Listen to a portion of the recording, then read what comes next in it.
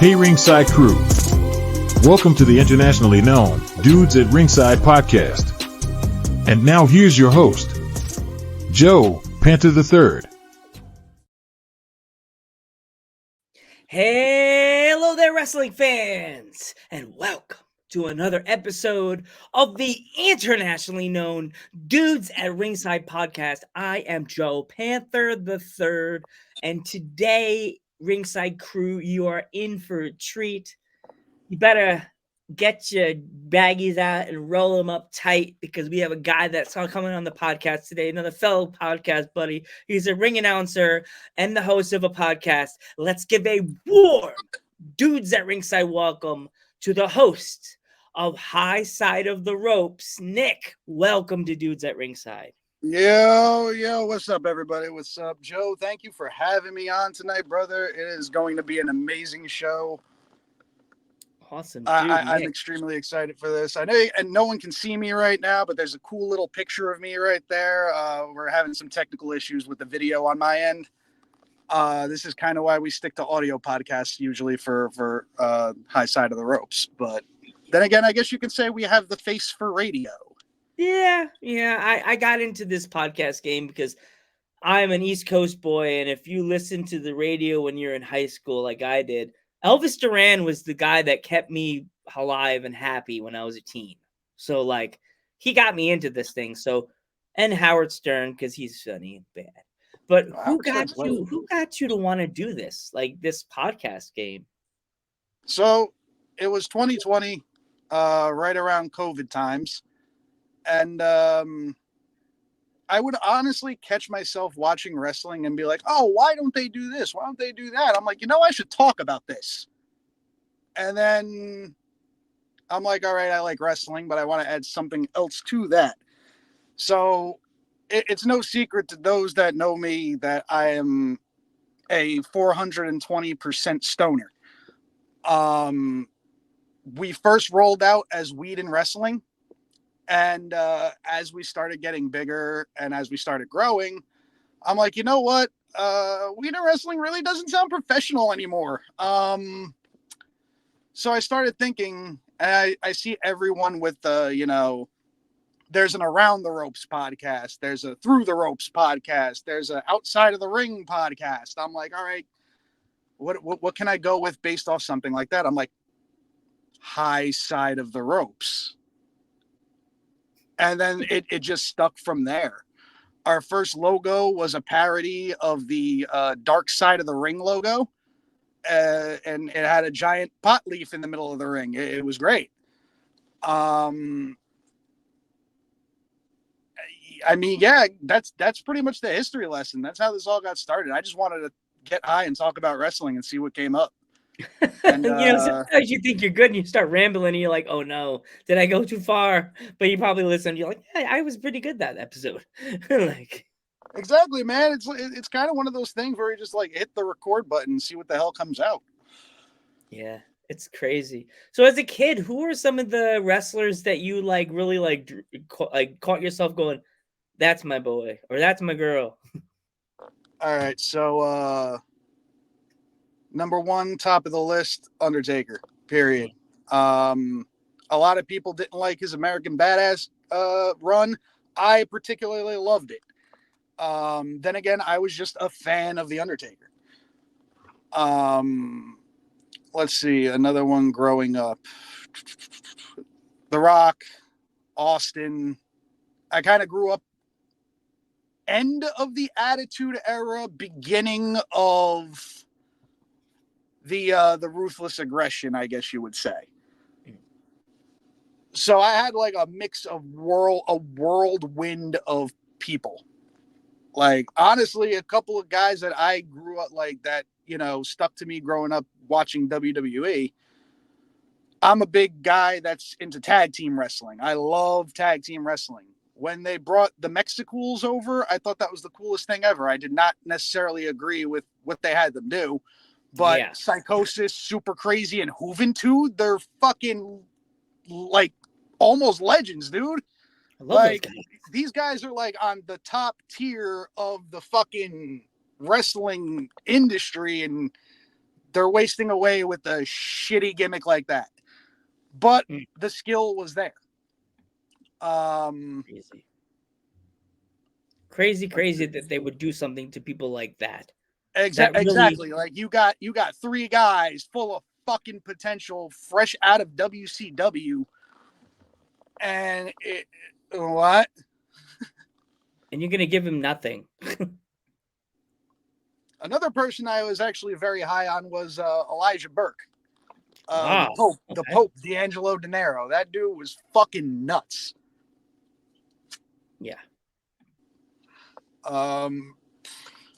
Like I said, man, Stone Cold, The Rock, they were a huge part of my childhood. The Stone Cold easily made it cool. Like made you he made you want to get a job where it would be okay to literally stun your boss. Yeah. Like we all wish those exist. None of them really do unless you're in the wrestling industry. But you can dream. He gave you hope. That's all that can matter. Yeah. Pretty much. I still think Kurt Angle's one of the greatest wrestlers in the world, period. Eddie Guerrero will always be a legend. Always. And he will always have some sort of classic match that you can go back and watch and be like, I remember that match. That match is goated. There were a lot of guys that played a part in me growing up.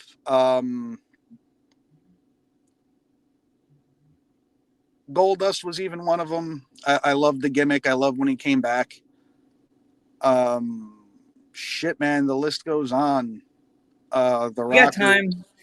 We got The Rock. time. Let's see. The Rockers. The Nation. Fucking LOD, man. Like a lot of these guys that I'm just throwing out names here had an impact on me in some way where they caught my eye.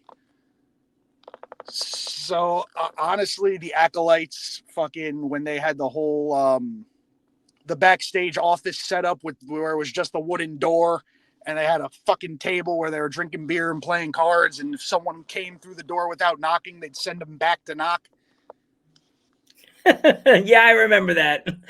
That's like dudes at ringside when I'm sitting doing nothing and I get a message on the page. Hey, are you available tomorrow at 8:00? And it's just like, I'm watching Dark Side of the Ring. Knock on the door. And then my dumb luck, I'd have the doorbell. That I'm a '90s kid, so immediately I think that my doorbell is kind of like Montana Max from Tiny Toons. Oh God. Money. My doorbell be like my doorbell will be either be me doing the opening monologue, going, "Hey, hello, wrestling fans," or it's me going, "Internationally known." International. I can see you're smoking a J. You're pushing the doorbell for dudes at ringside, and you're just like, "When I see Joe Chump, internationally known, internet. You're gonna break my doorbell. Stop it." I'm gonna be like, this is kind of entertaining. Yeah. Internationally known. Internationally known. I'm gonna be sitting there talking about. I'm gonna be sitting there talking about. Doorbell would be the theme song. My theme song. I'm gonna be sitting there making up sentences as I'm waiting for you to answer the door. I'm gonna be like, Travis Kelce is now internationally known. Like, I'm just gonna start making up shit off the top of my head. I'm gonna have to go back to Home Depot and tell them I need a doorbell. So you work the indie scene. You work announcing at a really awesome promotion. Let's talk about it. Actually, a couple promotions. Wrestling Is Now, which is run by the legendary Maximo brothers. I also work Spartan Championship Wrestling, headed by Vic Vaughn and Kareem West. Shout out to my boys. From time to time, I do SPO. I actually made my debut at SPO 2 weeks ago. And that marked off a first for a lot of things. It was my first time doing an outdoor event. It was my first time announcing in this side of steel cage. And the Carnage Crew, which is the old ECW team of Loke and DeVito, were in the tag team championship match, and it was their final match wrestling. So I got to announce them during their final match, which was pretty fucking cool. That's awesome. The doors are just keep opening, man. I'm just enjoying the ride because honestly, if you're not having fun, what's the point? Like, what's the goal? Sure, you can make money, but if you're not having fun while doing it, is it really worth anything, or does it really mean anything? Yeah. You're speaking to the choir, dude, because I didn't think when this podcast first started, I thought, okay, just doing pre and post show. I was like, yeah, this is getting boring. When I decided to figure out interviewing people like Foxy and Damian Dragon and people that have been in the indie scene, they people want to hear their stories. People want to know about them. And then I started getting the international guests, like Kiara's, the Shorties, the Alfies, the owners of CPW, people from NYWC that I used to watch in the ring literally all the time when I was living on Long Island. People like PJ Savage, the Oh, PJ's my boy. SAT. I love PJ Savage. You can tell him. Shout out, Joe says he loves you. He'd be like, I shout love out, that boy too. shout out, PJ fucking Savage, bro. Oh That's my man, he's the fucking boy fucking right shit. there. Now we're like, he seemed like you guys were crushing on me. Like, man, I've announced PJs so many times. I don't even think I need the index card anymore. It's just I love PJ. PJ's the shit, man. Like, he's so good, and he's so good at what he does. He's one of these people that if they never make it to the big stage, they're going on AEW, but I hope he does one day. Like we know he did something in the indies. You know what I mean? absolutely. And the SATs, like anytime I show somebody sends me a video of somebody doing the move, the famous move. You know what I'm talking about. The famous Spanish move. flop. Yeah, Spanish Fly. I have to go. I know the people that came up with that move. They're like, Spanish dude, fly, baby. it's the SATs. It's the SATs. If you don't know the SATs, you don't know wrestling. I'm sorry. If you don't know the SATs. And honestly, working for the SAT, it's a blast, man. I have nothing but love and respect for Will, Jose, and Joel. They honestly pitched that. My boy, shout out Skills the Great real quick. I know Skills. He's the one that kind of threw me in the running to be their ring announcer. And he really pushed for me, man. And I owe him all the love and respect in the fucking world. Cause that's my thing. Even if I'm not chosen for the position, hey, thank you for thinking of me, because not a lot of people do. Yeah. So it's Yeah, like, it's thank you. difficult in this business these days. Like you either get chosen or you don't get chosen. But it's been a great ride, man. I've got to announce some amazing people. I started coming up with a top 5 favorite list for myself of people that are like, I love their intros. I think they're creative as hell. So when it comes to you announcing, like, how do you prep? Do you go around backstage and go over names? You have like a cards that they give you and stuff like that. Like, well, how do you prep that? So here's what I'll do. I'm a person that likes to be prepared. So when I get the card and all the matches that I'm assigned, I'll reach out to the people one by one. Like, I'll reach out to the talent and be like, hey, my name is Nick. Like, if I don't know them, I'll introduce myself. I'll say, hey, my name is Nick. I'll be your ring announcer for this company on this day. When you get a chance, if you can just drop me your entrance stats, like, that would be amazing. Thank you, and look forward to working with you. I usually try and get it all done so that way come show day, if there's anybody that had any changes to anything, we got this. We got this. Awesome. I just want to make everyone sound amazing. That's the whole thing. That's everybody. We need that in this business. It's hard to have that. You know what I mean? We need that. We absolutely need that in this business. But it's hard because nowadays there's so many competitive people that are trying to shove other people out of the way. And it's difficult. You know what I mean?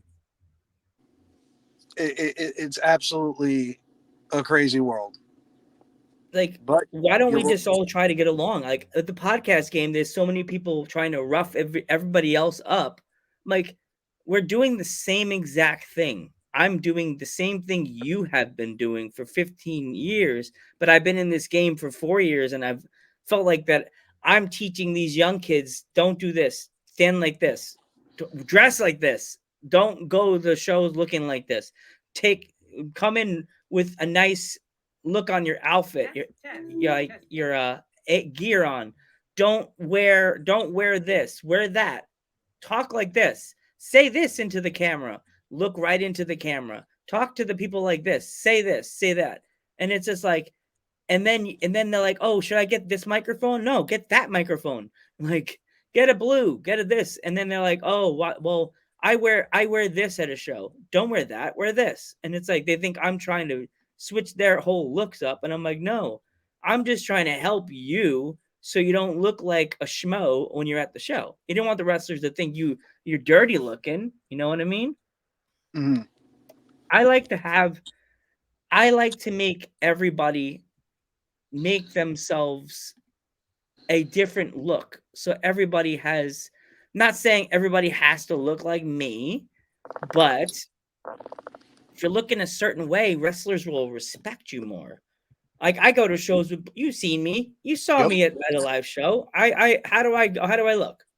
Yep. The suit, the red glasses, Yeah. clean. Yeah. Normally I don't have a hat on because I'm trying to blind my guest. No. But yeah. So with like you, do you travel a lot from like state to state, or do you stay within like your state when you do your announcing? Or do you I think you said you go to Jersey. For now, it's New Jersey and New York are my two locations. Have you ever thought of coming to PA? Absolutely. Absolutely. Have you been scouting anywhere else? Not at the moment, honestly. I do have another project. So I have been scouting, but I have not been scouting for myself, so to speak. If anybody listening or watching follows me and know what's kind of been going on lately through my page, I am running an independent wrestling magazine called the Indie Circuit Mag. That's kind of where most of my recent time has been going. I'm really excited to get it off the ground. It's been years in the making. I finally got a team behind me to help me roll it all out. And you're in for some really interesting stuff, man. Like, it's stuff that nobody really like talks about. You know, like Blake Christian is arguably one of the best independent stars today. And why is he not being given more recognition? You know what I mean? Like, we're not just highlighting wrestlers, we're highlighting everybody in the independent scene. Photographers, promoters, behind the scenes crews. We're going to have rising, the rising star sections. We want to highlight everybody because everybody works together as a machine. Everybody comes together and brings something different to the table. And it's time for those talents to start being recognized. That's my goal with all this. I want to put everybody else over. I want to see everybody else succeed. Preach, And preach, man. if I can give them a bigger platform to do that, or another platform to do that, absolutely, let's go. Preach. I love that. I love hearing that. I love feeling that because like this wrestling world is really difficult and there's lots of wrestlers that don't like to give insight to somebody else, but with you, you're already behind the barricade, you know what I mean? Lots of wrestlers would trust you to know that you're not going to cut their throat with an interview. You know what I mean? Like you could get more insight. Like I like doing my interviews, but sometimes I feel like it's hard to get an insight about a wrestler unless you really read them and know them for like ever. You know what I Yeah. mean? Like for you, like what is the hardest thing? Is it harder to be on the side of being a ring announcer and doing a podcast in your case, or is it harder to do the podcast knowing that they know you're in this business already? So the way I look at it, honestly, podcasting is, I'm not going to say it's easy because it's by far from easy, but it's the lesser of the evils. Ring announcing, you have a room full of people looking at you. Yeah. And for a guy who hasn't been on a stage in, well, I'm about a year and some change into my ring announcing now. So about a year ago, that was 2023. So a guy that hasn't been on stage in about 15 years to go out in front of a room full of people and be okay, it's, the nerves are always going to be there. And I'm a person that over the years has struggled with anxiety. I've struggled with depression. I've struggled. You know, I just kind of keep to myself. Mm. This kind of lets me unleash the creative side that I wasn't really able to show all those years. Mm. So when I come out, I'm not all suited up. I have a very nice pair of Nikes that I only wear on show days, um, and my signature flannels. Um, it I'm trying to make me more than, I'm trying to make myself stand out, I guess, is what I'm trying to say here. Mm. But yeah, man, definitely the uh, the announcing side of things, especially on show days when things happen last minute that you know you can't control, and then you're like running around like a chicken without a head. It's stressful times, but I would not trade it for the world. I Yeah. definitely Same wouldn't. here. It's so fun. The podcasting thing kind of just comes naturally. It's like now I, you know, being a part of a couple of different promotions, I get to reach a lot of more guys that you know deserve a platform. Um, we actually for Spartan, um, the big show that we do every year is called Now or Never. So we were trying to promote the chairs match between Nick Thompson and Mateo Marcellos. And so one week we had Mateo on, and he we told him run with it, fucking just do it, hype this shit up. Did it. We had Nick on the next week. He responded, and we got people invested into that match. That match went crazy. You can find it on YouTube if you look up Spartan Championship Wrestling. Look up the chairs match between Mateo Marcellos and Nick Thompson. That match was amazing. Um, it just creates a whole nother like reach. And then we had Bulldog Ray Pittman on. That was another fun episode. I love him. He's a tag team. You know that, right? Yes, I do. Him and Kenny Bengal. I actually introduced them at SPO. They were part of the tag team gauntlet for the tag titles. Okay, I was about to say, they're a tag team. You don't want to, Yep. you don't want to mess up and not mention his tag team partner. Kenny kind of went, Joe. Oh, I got him a absolutely. tag team. Kenny's the shit, bro. I love Kenny. Kenny and Ray are He's so both cool funny. ass dudes. Yeah, man. I met Pitbull Pittman. I think it was the same day I met you, wasn't it? Didn't I I'm meet pretty you? sure it was. I met so many wrestlers. I can't remember. Maybe we met. I think we met. I smoke a lot, so it's like if I ever like run into you at a show and I don't remember, please just remind me. Yeah, Odds I are will. it's been a very full day. Yeah. I remember, but then I don't remember. Like I meet people and it's just like, did I meet that person at a show? Like, whoopsie, oopsie poopsie, as what's name would say from what's it called? No, I forgot. But I meet people and then I forget I meet them. Like, did I meet that guy at the show? Like, oh no, I failed to remember that.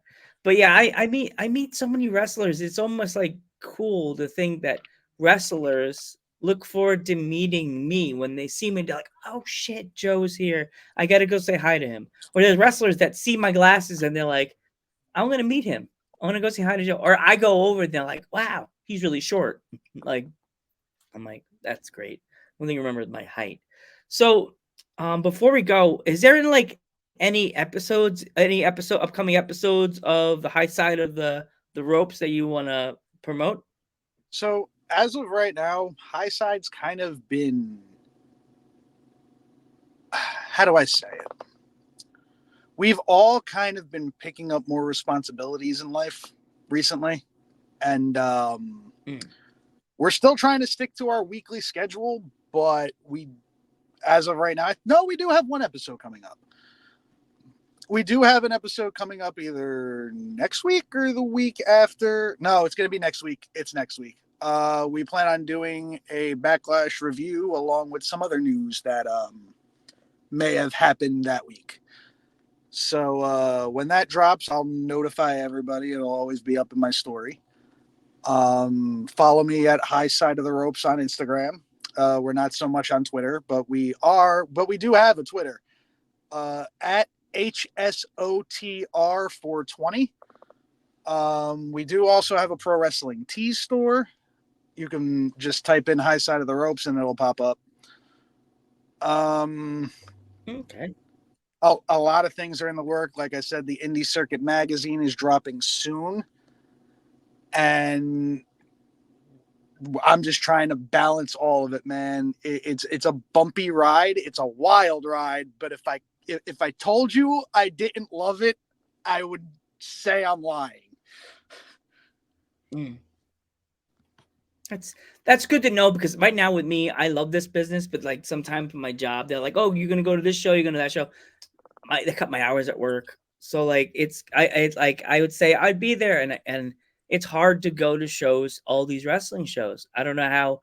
My buddy that was with me at this thing I went to yesterday was, well, we're recording this the day of Cinco de Mayo, so happy Cinco de Mayo. Everybody, even though it's not Cinco de Mayo when it airs, but like we were at this taco fest, and after we were leaving, he goes, "Man, how do these wrestlers get off every weekend? Their jobs must really hate them." like, like I don't know how wrestlers get off on the weekends when everybody else is sitting there going, trying to dance for money. You know what I mean? It's crazy. For me, weekends aren't an issue. My job isn't operational on weekends, so I just have one of the many blessed opportunities of having weekends off. Because I know many people don't, and it sucks because weekends should definitely be off for like everybody. Except for grocery stores. Yeah, except for grocery stores, man. Like someone needs to supply food. I used to work in a grocery store, so I'm like, I was So the did I. lucky guy. I was a lucky guy that used to tell my boss, "I don't want to work weekends. I'll give those to the kids." So now I go, fuck. I was so smart at that other job. Like, damn it. All Yeah, it right, works for Nick. I want to thank you so much for coming on the podcast. It really means a lot to have a fellow podcaster that's also announcing. Thank you so much, Nick. I'm Joe Panther the Third. And I am Nick Effin Downey of the High Side of the Ropes podcast. And this has been another episode. And we will catch you in the next one.